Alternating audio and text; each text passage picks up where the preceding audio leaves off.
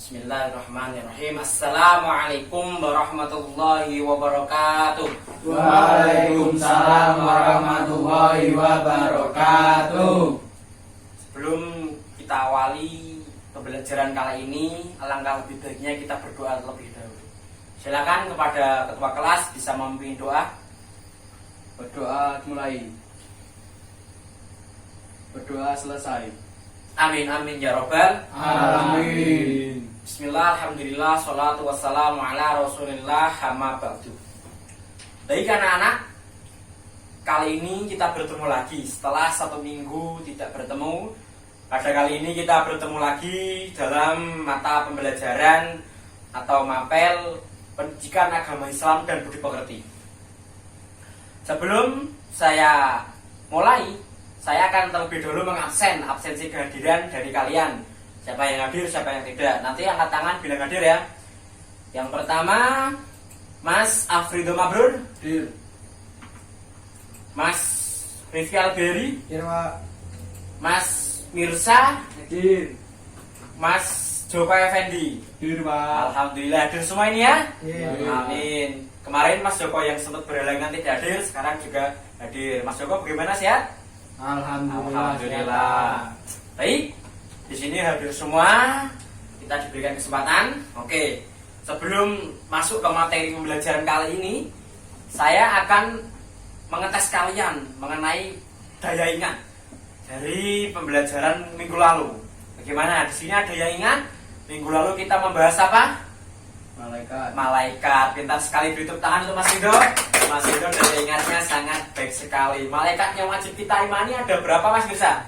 10. 10. Dari 10 malaikat itu yang menjaga surga siapa, Mas Rifki?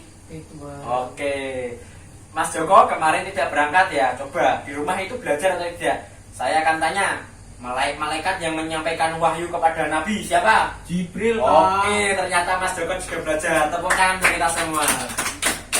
Baik, jadi kemarin kita mempelajari mengenai malaikat. Oke, sekarang kita akan mempelajari tentang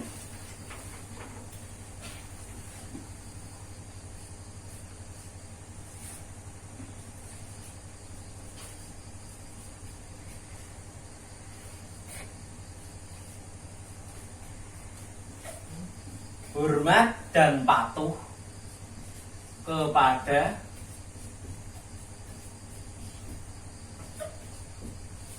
guru dan orang tua.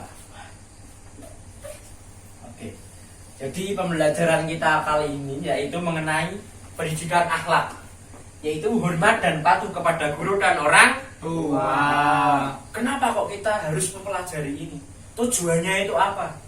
Yang pertama yaitu karena kita menjalankan perintah Allah, di mana Allah telah memerintahkan kita untuk hormat dan patuh kepada orang tua. Yang kedua, kita masuk ke ilmu akhlak, ilmu terapan. Jadi diharapkan nanti setelah kita mempelajari pelajaran kali ini, kalian itu bisa lebih baik, bisa menghormati orang tua di rumah dan menghormati guru di sekolah. Di itu tujuan kita mempelajari mengenai hormat dan patuh kepada guru dan orang tua. Oke, sekarang lanjut ke pembelajaran. Karena di sini tidak ada proyektor, silakan. Tadi Bapak telah mengirim materi berupa PowerPoint melalui grup WA. Silakan disimak. Bawa HP semua atau ini? Oke, silakan disimak terlebih dahulu. Dibuka mengenai PowerPoint yang telah saya kirimkan tadi. Bagaimana, sudah dibuka? Sudah. Oke, langsung saja disimak. Slide 1. Sayang, patuh dan hormat kepada orang tua dan guru oleh Muhammad Wahyu Abadi. Ya, itu judul. Ini buatan saya ya. Kemudian ke slide nomor 2. Tentang makna orang tua dan guru atau pengertian. Kenapa toh kok kita disuruh hormat dan patuh kepada orang tua dan guru? Emangnya mereka itu siapa kok wajib kita hormati dan patuhi? Nah, mari kita lihat di PowerPoint. Orang tua. Islam mengenal 2 macam orang tua yang harus dihormati. Yang pertama yaitu orang tua biologis atau orang tua yang telah melahirkan kita di dunia ini, yaitu bapak ibu kita di rumah. Dan kemudian ada juga orang tua rohani yaitu orang tua yang telah mengantarkan kita mengenal Allah. Atau dalam kata lain, orang tua rohani ini juga bisa disebut dengan guru, yaitu orang yang mengajarkan kita mengenai pengetahuan-pengetahuan. Dan guru itu apa? Guru adalah orang yang memberikan pengetahuan sekaligus pendidikan terhadap murid-muridnya. Guru juga mengajari membaca, berhitung, berpikir, dan sebagainya. Guru juga memberikan akhlak, karena guru itu digugu dan ditiru. Jadi guru itu digugu, dipercayai, dipatuhi, ditiru. Karena guru adalah sebagai uswatun hasanah juga, sebagai tolak ukur atau akhlak dari seorang murid. Oke, jadi itu mengenai orang tua dan guru. Orang tua itu juga bisa disebut orang tua kita di rumah, dan guru orang tua kita di sekolah. Oke, lanjut ke slide berikutnya, yaitu slide nomor 3, mengenai kewajiban berbakti kepada orang tua. Kenapa tuh kita disuruh berbakti kepada orang tua? Alasannya apa kok wajib? Apa memang Al-Quran memerintahkan? Iya, diperintahkan dalam Al-Quran. Allah berfirman dalam Quran Surat Al-Isra ayat 23. Silakan, Bapak minta tolong kepada Mas Joko untuk membaca. Monggo Mas Joko, bacakan Qurannya, ayatnya. Bismillahirrahmanirrahim. Wa qada rabbuka alla ta'budu illa iyyahu wa bil walidayni ihsana. Imma yablughanaka indakal kibara ahaduhuma aw kilahuma fala taqul lahumma uffin wa la tanharhumna wa qul lahumma qawlan karima. Shadaqallahul Azim. Jadi itu yang telah dibacakan oleh Mas Joko adalah perintah Allah. Kita harus patuh kepada orang tua. Artinya, dan Tuhanmu telah memerintahkan supaya kamu jangan menyembah selain Allah. Dan hendaklah kamu berbuat baik kepada orang tuamu, kepada bapak ibumu dengan sebaik-baiknya. Jika salah seorang dari mereka, bapak atau ibumu itu sampai berumur lanjut atau sudah tua, maka kamu wajib untuk merawatnya. Kemudian janganlah sekali-kali kamu mengatakan perkara yang tidak sopan kepada kedua orang tuamu, dan jangan juga membentak mereka kedua. Jadi dalam ayat ini sudah jelas Allah memerintahkan kita untuk patuh, untuk merawat orang tua kita jika sudah tua. Ini sudah jelas sekali dalam Al-Quran. Maka wajib hukumnya kita mematuhi kedua orang tua. Oke, lanjut ke slide berikutnya. Cepat saja, singkat, yang penting kalian paham. Oke? Mengenai kewajiban dan berbakti kepada guru. Ini sesuai dengan sabda Nabi, an Abi Amamah qala Rasulullah sallallahu alaihi wasallam, man 'allama 'abdan ayatan min kitabillah fahuwa maulahu la yanbaghi lahu ayyahdulahu wa la yasta'thiru alaihi. Dari Abi Umamah, beliau berkata bahwa Rasulullah sallallahu alaihi wasallam bersabda, man 'allama 'abdan ayatan min kitabillah, barang siapa mengajarkan satu ayat dari kitab Allah atau Al-Quran kepada seorang hamba, fahuwa maulahu, maka orang yang mengajarkan itu menjadi tuannya, layam barilahu ayyahdulahu, maka seorang hamba itu tidak boleh merendahkan orang tersebut atau tuannya, wala yasta'thiru alaihi, dan juga tidak boleh mendahulunya.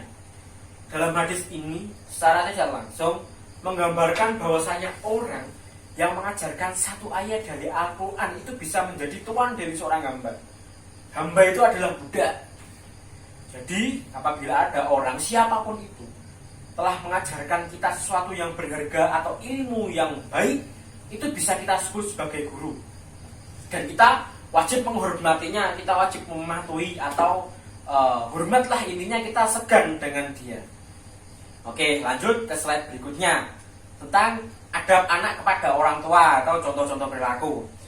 Menurut Imam Al-Ghazali, adab anak itu ada yang pertama, mendengarkan kata-kata orang tua, berdiri ketika mereka berdiri. Ini dalam Jawa bisa disebut dengan unggah-ungguh ya, atau mempersilahkan, monggo Pak, monggo Bu. Jadi kita harus menghormati orang tua. Jika mereka berdiri, kita itu berdiri itu tujuannya kita menghormati atau nyumenggaaken, kita monggo Pak, gitu kalau dalam bahasa Jawa. Kemudian mematuhi sesuai perintahnya, memenuhi panggilan mereka, merendah kepada mereka dengan penuh kasih sayang, tidak menyusahkan mereka dengan pemaksaan, tidak mudah merasa capek ketika membantu mereka. Kemudian tidak sungkan melaksanakan perintah-perintah mereka, tidak memandang mereka dengan rasa curiga, tidak membangkang perintah mereka. Intinya kita harus berbuat baik dan patuh. Walaupun kita sudah kaya, kita sudah besar, lebih pintar dari orang tua kita tetap harus menghormati kedua orang tua kita. Oke, lanjut ke slide berikutnya. Ini mengenai adab murid kepada guru. Coba saya minta dibacakan, Mas Ridho, mengenai adab murid kepada guru. Yang pertama apa? Ayo coba. Yang pertama, hendaklah merendahkan diri di hadapan guru, tidak keluar dari tempat belajar sebelum mendapatkan izin dari guru. nah ini yang perlu digarisbawahi. Jadi salah satu hormat kita pada guru apa? Tidak keluar dari tempat belajar sebelum guru atau mendapatkan izin. Jadi contoh, kalau sudah selesai jam pelajaran, itu jangan kalian langsung berdiri dan pergi, tapi tunggu dulu guru, biar guru yang keluar dari kelas baru kita keluar, atau guru mempersilahkan, monggo kalau yang mau keluar duluan. Itu kita tidak apa-apa. Ini memang sedikit kita praktekkan, tapi ini sangat penting dan manfaatnya luar biasa. Lanjut ke berikutnya, hendaklah memandang guru dengan penuh rasa takdim atau hormat dengan meyakini bahwa guru memiliki kelebihan. Hendaklah duduk di hadapan guru dengan sopan, tenang, dan mendengarkan apa yang dijelaskan oleh guru. Terus hendaklah berjalan, duduk, atau memulai perkataan sebelum meminta izin kepada guru. Jadi kita tidak boleh ya berjalan atau duduk atau mulai perkataan sebelum meminta izin kepada guru. Intinya kita harus permisi lah kalau di jalan kita lewat ada guru kita, monggo Pak, atau permisi Pak, Bu, gitu. Lalu jangan kita nyelonong, kita berbicara menyela, itu tidak boleh. Kemudian patuh terhadap perkataan dan perintahnya. Oke, lanjut berikutnya mengenai hikmah atau manfaat, fadilah, keutamaan patuh kepada orang tua dan guru.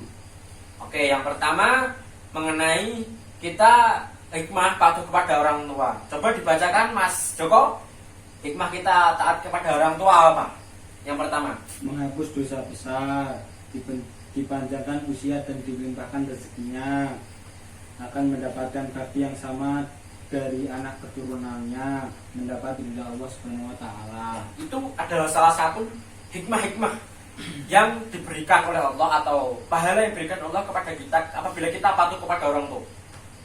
Salah satunya apa? Menghapus dosa besar. Itu sangat baik. Dipanjangkan usianya, dilimpahkan rezekinya, intinya memudahkan kita hidup. Apalagi kalau Allah sudah ridho, karena ridho Allah itu juga ridho birrul walidain, atau ridhonya Allah itu juga ridhonya kedua orang tua. Jadi kita harus mencari ridho orang tua dulu, pasti Allah akan meridhoinya. Kemudian guru atau hikmah kita patuh kepada guru, ilmu yang diperoleh akan menjadi manfaat, berkah dalam kehidupan, lebih mudah menerima pelajaran yang disampaikan, memudahkan urusan, serta dianugerahi nikmat yang lebih dari Allah. Sedikit apapun ilmu yang diberikan kepada guru, apabila guru itu ikhlas dan ridho, maka itu akan sangat bernilai besar, akan bermanfaat bagi kehidupan kita. Oke, lanjut. Sekian dan terima kasih. Bergurulah ilmu pada adab, maka lahirlah kemanusiaan yang adil dan beradab. Kang Maman 1965. Ini saya kutip dari kata-kata Kang Maman. Ini menurut saya sangat bagus. Bergurulah ilmu pada adab. Dalam konteks ini menunjukkan atau memiliki arti bahwasanya kedudukan ilmu dan adab atau akhlak itu lebih tinggi akhlak, karena ilmu itu disuruh berguru pada adab. Jadi percuma orang itu pintar, pandai, sangat cerdas, jenius, tapi tidak memiliki akhlak, itu percuma. Sebaik-baiknya orang, dia pintar sekali tapi tidak bisa bergaul dengan masyarakat, percuma. Akan jadi apa? Kamu bisa tahlil misalkan tapi tidak pernah bergaul, maka tahlil tidak bermanfaat. Tidak bisa membimbing tahlil tidak bermanfaat karena tidak bisa bergaul atau tidak memiliki akhlak. Jadi itulah slide yang telah Bapak sampaikan dari materi mengenai hormat dan patuh kepada guru dan kedua orang tua. Oke, di sini ada yang mau ditanyakan atau sudah paham semua ini? Sudah paham? Atau masih bingung? Paham? Oke, baik sekali, kalian ini memang cerdas ya. Tangkapannya sangat mahir sekali. Oke, apabila sudah paham semua, di sini Bapak akan memberikan tugas kelompok. sebelum Bapak berikan tugas, saya bagi kelompok dulu ya, agar lebih mudah. Langsung saja.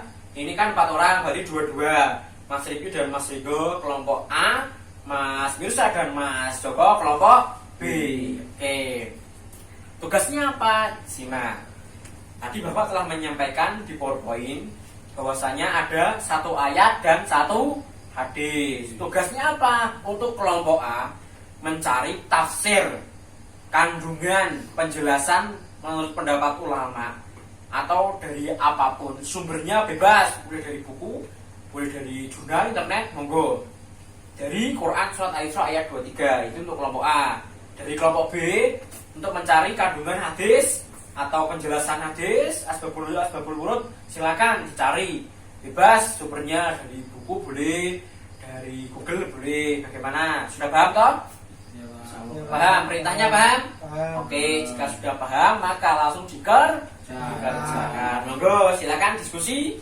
2 orang dicari itu tafsirannya bagaimana dari berbagai sumber, didiskusikan, nanti disampaikan.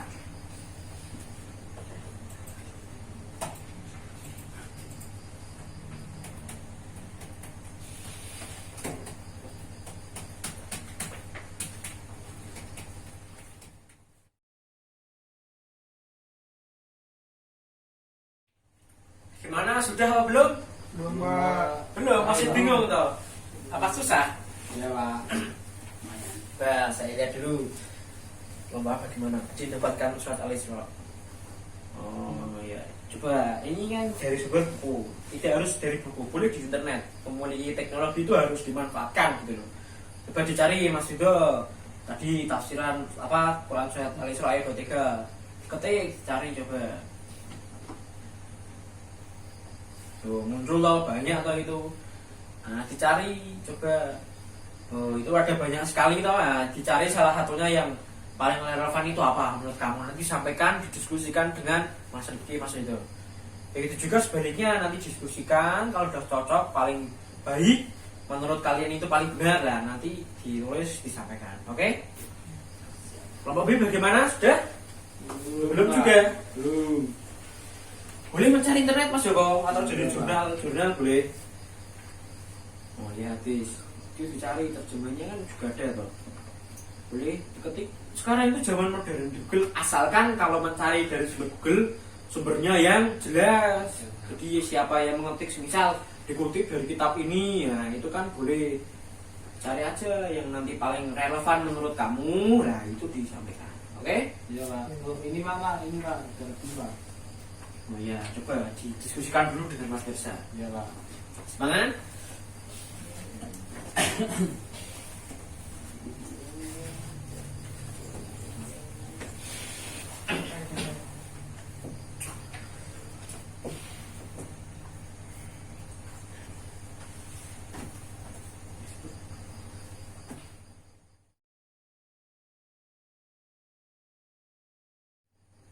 Gimana anak-anak sudah? Ya, Pak. Sudah? Sudah. Kelompok A dan kelompok B sudah? Ya Pak. Oke, sudah semua toh? Jadi sekarang jika sudah, monggo silakan hasil kalian dipresentasikan di depan kelas. Siapa dulu ini? Saya dulu, Pak. Oke, siap. Silakan kelompok A, Mas Riki ya. Ya. Oke, maju Mas. Dipresentasikan hasilnya tadi apa? Assalamualaikum warahmatullahi wabarakatuh. Waalaikumsalam warahmatullahi wabarakatuh. Jadi di sini saya akan menjelaskan tentang Quran surat Al-Insyirah ayat 23 yang bersumber dari internet. Yang berarti, dan Tuhanmu telah memerintahkan supaya kamu jangan menyembah selain Dia, dan hendaklah kamu berbuat baik pada ibu bapamu dengan sebaik-baiknya. Jika salah seorang di antara keduanya atau dua-duanya sampai berumur lanjut dalam pemeliharaanmu, maka sekali-kali janganlah kamu mengatakan kepada kedua perkataan dan janganlah kamu membentak mereka, dan ucapkanlah kepada mereka perkataan yang mulia. Dan untuk tafsirnya, ayat ini tergolong dari ayat Makkiyah, yaitu ayat yang turun sebelum Nabi hijrah ke Madinah.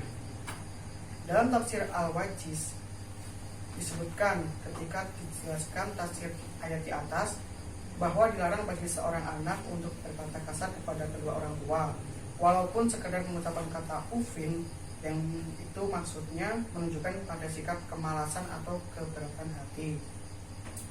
Seorang anak dilarang untuk memperingatkan keduanya dengan kasar dan hendak mengucapkan perkataan yang indah dan halus kepada kedua orang tuanya.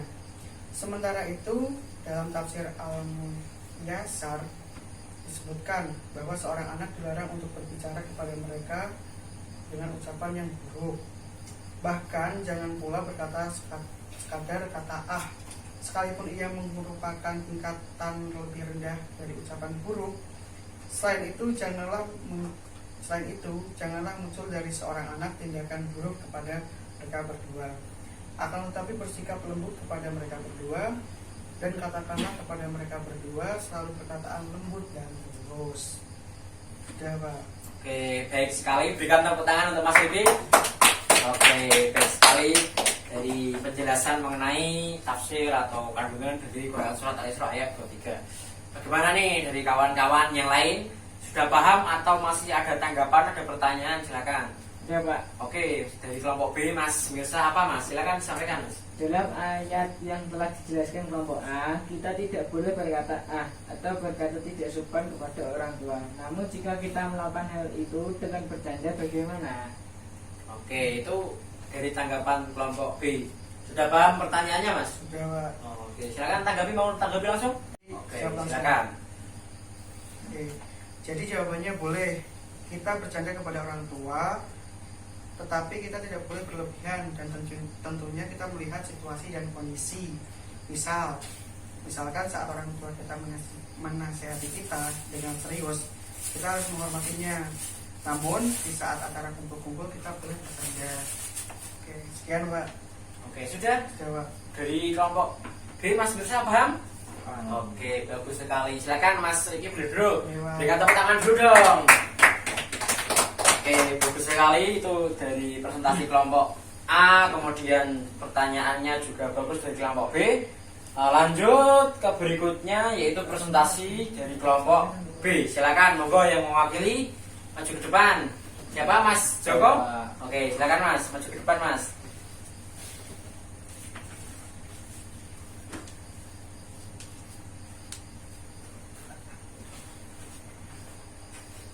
Monggo Mas, yang lain mendengarkan ya. Assalamualaikum warahmatullahi wabarakatuh. Waalaikumsalam warahmatullahi wabarakatuh. Saya akan mempresentasikan pertanyaan tadi.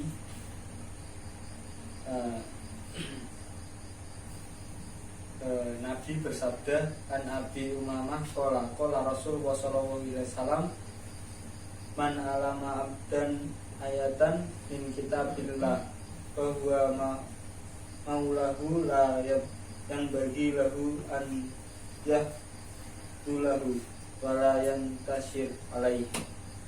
Dari Abi Umamah, beliau berkata, Rasulullah SAW bersabda, barang siapa mengajar satu ayat dari kitabullah kepada seorang hamba, maka orang itu menjadi junjungan hamba tersebut. Hamba tidak boleh merendahkan orang tersebut dan tidak boleh mendahulunya. Pesan dari hadis tersebut adalah yang pertama, hadis tersebut menjelaskan tentang keutamaan seorang guru. Di situ dianalogikan bahwa jika ada seorang mengajar suatu ayat kepada orang lain, maka orang yang diajar menjadi budaknya. Artinya esensi budak di sini yaitu harus patuh dan taat kepada yang lebih tuannya. Yang kedua, kita sebagai seorang murid harus menghormati guru, karena guru merupakan orang tua kedua kita, dan sebagai murid kita harus menghormati mereka karena mereka adalah yang lebih tua dari kita. Kita sebagai yang muda harus mengutamakan yang lebih tua. Jangan yang lebih tua tidak kalian sayangi, sedangkan yang lebih muda disayang-sayangi. Pesan ini dari hadis di atas yaitu kita harus menghormati atau taat kepada guru dan kepada yang lebih tua dari kita. Sekian, Pak. Sudah? Tepuk tangan dulu dong, tepuk tangan. Baik sekali ya. Nah, jadi itu penjelasan dari kelompok B mengenai hadis yang telah yang diriwayatkan oleh Abi Umamah. Bagaimana dari teman-teman dari kelompok A atau dari temannya lain, ada tanggapan atau sudah paham? Ada tanggapan? Oke Pak. Oh ya, silakan Mas Rito dari kelompok A ini. Monggo Mas. Jadi saudara dijelaskan tadi bahwa seorang murid harus patuh diibaratkan budak. Apakah hal ini dalam segala hal? Misal contoh dalam hal uang, murid kaya dan guru meminta uang atau memeras murid, bagaimana menurut kelompok B? Oke, jadi itu pertanyaannya atau tanggapan bagaimana? Mas Jawa sudah paham? Sudah Pak. Ya, silakan kalau sudah mau langsung ditanggapi, monggo. Jadi jadi yang namanya pengibaratan tidak sama persis seperti aslinya. Seorang murid harus taat kepada guru selama tidak melanggar aturan syariat. Dan dalam kasus pemerasan uang itu tidak harus ditaati murid atau bisa melawan, karena jika yang baik tidak akan melakukan itu. Sudah Pak. Sudah. Oke, jadi itu jawaban dari kelompok B. Bagaimana Mas Ridho yang sebagai yang bertanya tadi sudah paham? Insyaallah sudah. Oke, Mas Jawa boleh duduk karena sudah selesai. Silakan Mas. Ya Pak, makasih Pak. Baik, berikan tepuk tangan sekali lagi yang meriah. Oke, bagus sekali. Jadi itu dari kelompok A dan B sudah mempresentasikan hasil diskusi. Kemudian saya akan sedikit mengulas ya dari dua pertanyaan tadi. Yang pertama yang barusan aja dulu ya, mengenai guru dan murid. Itu diibaratkan sebagai budak, murid dan guru tuannya. Tadi pertanyaannya apakah ini dalam semua hal? Jika masalah uang bagaimana Pak? Gurunya sudah miskin, muridnya kaya, apakah boleh memeras atau bagaimana? Jadi begini Mas, ketaatan seorang guru atau ketaatan seorang murid terhadap guru itu ada batasannya. Batasannya apa? Selama tidak menentang syariat. Itu. Jadi ketika guru memerintahkan apapun selagi itu baik, wajib kita lakukan. Itu dalam segala hal yang baik. Nah, kalau hal ini masalah guru memeras, hal itu kan buruk toh Mas. Dan tidak mungkin guru yang baik itu memeras orang murid. Akan tetapi ketika guru kita membutuhkan, kita wajib membantu. Dan tanpa guru meminta pun seharusnya kita sudah sadar ini tidak dalam masalah uang saja loh. Misalkan guru kita sedang ada hajatan, bolehlah kita rewang atau membantu. Kalau dalam pondok pesantren itu ada namanya abdi dalem. Jadi kita membantu guru kita dalam pekerjaan sehari-hari. Jadi intinya kita harus dan wajib membantu seorang guru tanpa harus diminta selama hal itu baik. Itu ya Mas, paham? Oke. Selanjutnya ke pertanyaan berikutnya, yaitu kelompok B yang bertanya ke kelompok A ya. Itu tadi mengenai apa tadi? Ayat Al-Quran itu ya, mengenai orang tua berkata atau anak berkata A kepada orang tua tapi bercanda, itu bagaimana? Jadi begini Mas, bercanda itu ada waktunya. Kita boleh berkata apapun bercanda loh, tapi asalkan wajar dalam situasi dan kondisi tertentu dan menggunakan bahasa yang wajar. Contoh kita bercanda kepada orang tua, kalau lagi kumpul-kumpul santai nonton TV bisa kita bercanda boleh. Tapi sedangkan orang tua sedang misal memarahi kita atau memberikan wejangan, kita harus mendengarkan dan taat dan patuh juga. Tapi dengan bahasa yang sopan loh, tidak kita mencaci maki orang tua, saya belum Pak, tapi bahasanya kasar itu tetap tidak diperbolehkan. Jadi bagaimanalah kita mengkondisikan, dan tentu karakter orang tua kita juga kita harus pahami apakah orang tua kita bisa diajak bercanda atau tidak. Kan kadang itu ada orang tua yang apabila kita ajak bercanda mereka tidak nyambung atau malah marah-marah. Itu jangan sampai terjadi seperti itu. Kita sebagai anak juga harus bisa memahami karakter orang tua dan juga harus mematuhi dan juga sayang hormat kepada orang tua. Oke, jadi itu dua pertanyaan yang saya ulas kembali. Bagaimana ini, sudah paham? Sudah tambah paham? Paham ini kok diam saja, paham? Paham. Oke, paham itu tandanya diam ya. Oke, siap. Oke, jika sudah paham semuanya, dan saya rasa tadi karena dia mungkin kecapean ini karena sudah akhir, monggo langsung saja ya. Saya akan menyimpulkan. Jadi kesimpulan pembelajaran pada kali ini yaitu tentang hormat dan patuh kepada guru dan orang tua. Oke, hormat dan patuh kepada guru dan orang tua. Kita hormat dan patuh pada guru dan orang tua. Contohnya itu apa? Coba contohkan satu. Kita kepada guru terlebih dahulu. Contoh perilaku yang menunjukkan taat dan patuh kepada guru itu apa? Apa Mas Rigo apa? Coba satu. Taat dan patuh kepada guru. Mendengarkan guru saat ada pelajaran. Oke, mendengarkan guru saat ada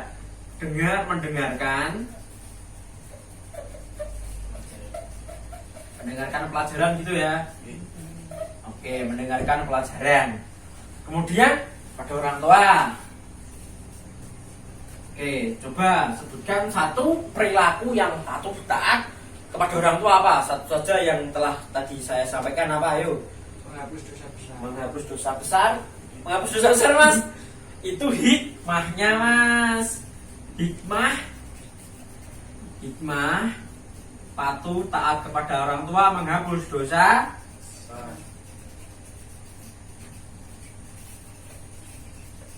Oke, itu menghapus dosa besar adalah hikmah atau keuntungan. Kalau contoh perilakunya itu apa loh? Contoh perilaku taat itu apa? Memenuhi panggilan orang tua. Memenuhi panggilan orang, memenuhi panggilan gitu ya. Memenuhi panggilan orang tua. Nah, terus hikmahnya atau keuntungan setiap sesuatu yang kita lakukan pasti ada hikmahnya, ada keuntungannya. Keuntungannya apa? Menghapus dosa besar ini dari orang tua. Kalau dari guru apa? Ayo sebutkan satu saja. Lebih mudah menerima pelajaran yang disampaikan. Oke, bagus sekali Mas Joko. Mudah menerima pelajaran. Nah, jadi ini kesimpulan kita inti atau bila ditarik garis lurus, kita sebagai seorang anak atau murid harus patuh, hormat kepada guru dan orang tua. Contoh perilaku taat kepada orang tua apa? Memenuhi panggilannya saat dipanggil. Contoh perilaku kita hormat dan patuh kepada guru apa? Mendengarkan saat pelajaran.